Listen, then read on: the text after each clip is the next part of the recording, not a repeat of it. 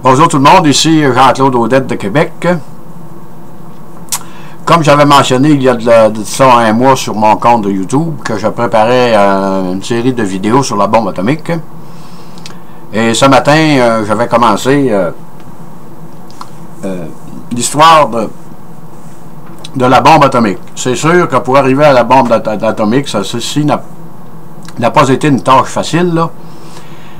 Et qu'il y a eu de nombreuses étapes à franchir avant d'atteindre ce stage de développement-là pour construire une bombe atomique. Et pour bien comprendre, je voudrais faire un petit retour en arrière. Je n'irai pas très loin, on va se contenter de l'année, je dirais de l'année-lumière, 1905, date à laquelle où Albert Einstein a publié son document sur la relativité restreinte. Et quelques mois plus tard, dans la même année, il avait écrit un petit appendice, une lettre d'une courte, peut-être une ou deux pages, là, qui stipulait que sa formule E égale mc2 pourrait éventuellement s'appliquer à une masse au repos. Ça, c'est demeuré lettre morte, là. En tout cas, en 1905, ça, E égale mc2, c'était une formule, comment je dirais, c'était quelque chose de... pas une incongruité, mais quelque chose de... En tout cas, c'était une affaire de la science, mais pas plus que ça. Et jusqu'au début des années 20, là, la formule d'Albert, E égale mc2, bon, en tout cas.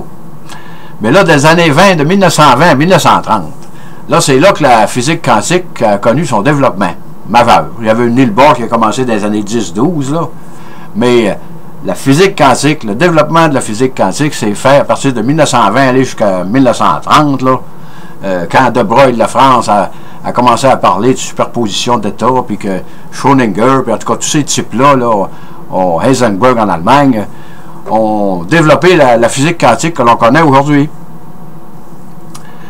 Et c'est pour ça que la formule d'Albert en mécanique quantique, je dirais, devient de plus en plus à la mode.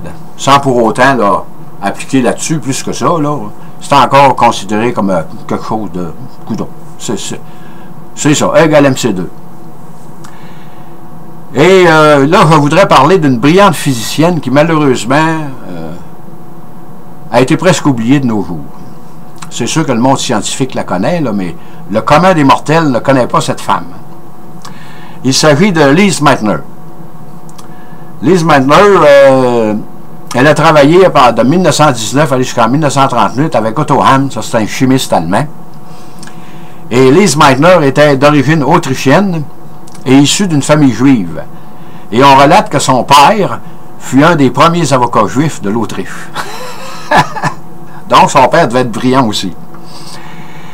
Et Lise Meitner est née à Vienne en 1878, un an avant Albert Einstein, qui lui est venu au monde en 1879, et est décédé en 1968 à l'âge de 89 ans.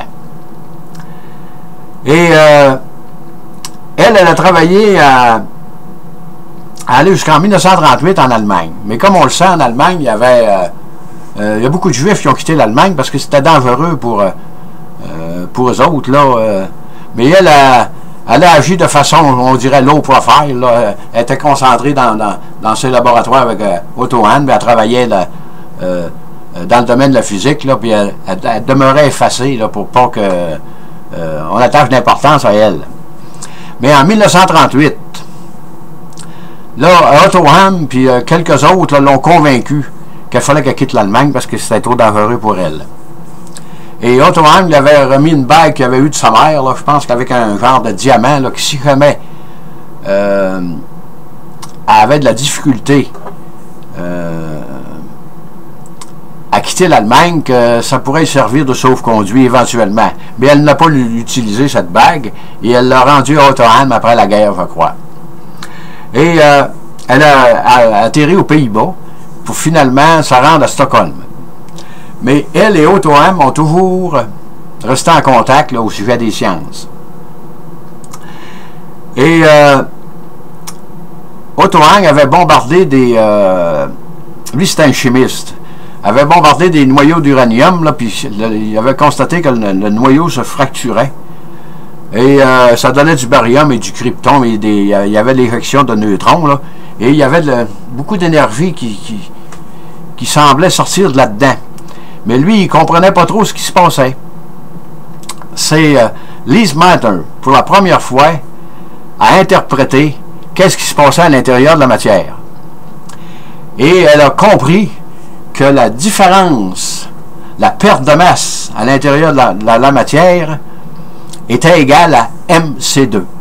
Ça veut dire qu'une très très petite masse donnait une très très grande quantité d'énergie, parce que E égale mc2, la masse multipliée par le carré de la vitesse de la lumière, ça donne de façon épouvantable, une petite quantité de matière donne une énergie énorme.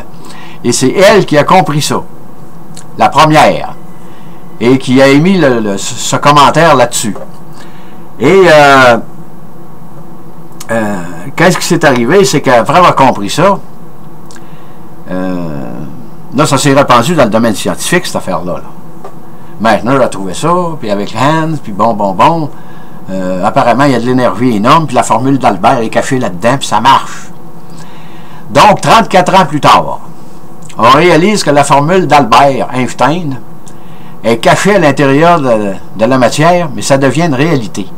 Là, c'est vrai que si vous fractionnez des noyaux d'uranium, il va y avoir une perte de masse et qui va donner des quantités d'énergie énormes. Et Meitner avait compris, la première, qu'une réaction en chaîne pourrait conduire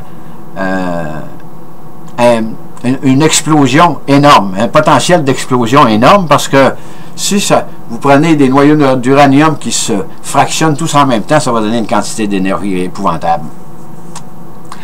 Et ça, quand c'est su dans la communauté scientifique, ça va vite, même dans ce temps-là, une nouvelle. Ça prend pas bien du temps. Les scientifiques, ils se parlent, eux autres, à l'Université de Londres, aux États-Unis, un peu partout, à Melbourne, en Australie, ces gars-là, ils se parlent. Au moins, dans ce temps-là, il y avait le téléphone, il y avait la radio. La télévision existait, mais elle avait été inventée, mais il n'y avait pas de TV dans ce temps-là. Et tout de suite, ils ont compris que qu'est-ce qui se passait avec ça. Et à cette époque, on savait qu'il y avait de l'énergie énorme de café à l'intérieur de la matière qu'on pourrait éventuellement produire, mais on ne savait pas comment. Et on savait que les Allemands en mécanique quantique, c'était eux qui étaient le plus avancés. La mécanique quantique s'est développée principalement en Allemagne. Il y a Niels Bohr qui était le Copenhague, là, mais Niels Bohr, quand il a travaillé en physique quantique, il se référait toujours aux Allemands à voir ce qu'ils en pensaient. En tout cas, c'était l'Allemagne qui était le cœur du développement de la mécanique quantique, ce que les Anglais appellent le quantum mécanique, c'était en Allemagne. Et les Allemands, apparemment, avaient demandé l'opinion de Heisenberg. Heisenberg, c'est un physicien allemand, très, très brillant. Il était tout jeune, puis c'était un type comme Werner von Braun. C'était un genre de génie, ou Robert Oppenheimer, qu'on parlera plus loin. C'était des genres de génie. Là. Et les Allemands l'avaient consulté, et lui, il avait dit que ce serait possible de faire une bombe avec l'énergie nucléaire, mais que ce serait un procédé très très long, fastidieux, et qui engagerait des ressources énormes. C'est alors que les Allemands ont renoncé à développer comment je dirais, l'arme nucléaire. Ils ont attaché plus d'importance à d'autres choses, d'autres armements, là, pour développer leurs armes militaires. Mais ça, l'Occident ne savait pas. Et de l'autre côté, ben, c'est évident que 1939, la guerre est arrivée en 1940, quand les Occidentaux ont su ça, et que c'était possible d'éventuellement faire une bombe avec la fission de l'uranium, que les scientifiques étaient tous d'un commun accord que si jamais les Allemands réussissent à développer une bombe avec ça, une bombe atomique, ça va être terrible pour l'humanité, parce que un gars comme Hitler, probablement qu'il l'aurait lâché sur l'Angleterre, ça c'est sûr. Mais là, on peut pas, on peut juste supposer, parce que ça peut arriver comme ça. Et c'est pourquoi il y a plusieurs scientifiques américains qui ont convaincu Albert Einstein. Ça, c'était une sommité à l'époque. Après Albert Einstein, dans ce temps-là, on ne parlait plus. C'était Albert. De signer une lettre d'avertissement au président Roosevelt. La lettre d'Albert avertissait le président que si jamais une arme atomique est développée par l'Allemagne, ça pourrait être catastrophique pour l'avenir de l'humanité. Et ceci va nous amener là, éventuellement à la deuxième partie de mon vidéo qui va s'intituler le projet Manhattan, la bombe atomique. Là. Sur ce, je vous dis bonne écoute, merci et à la prochaine.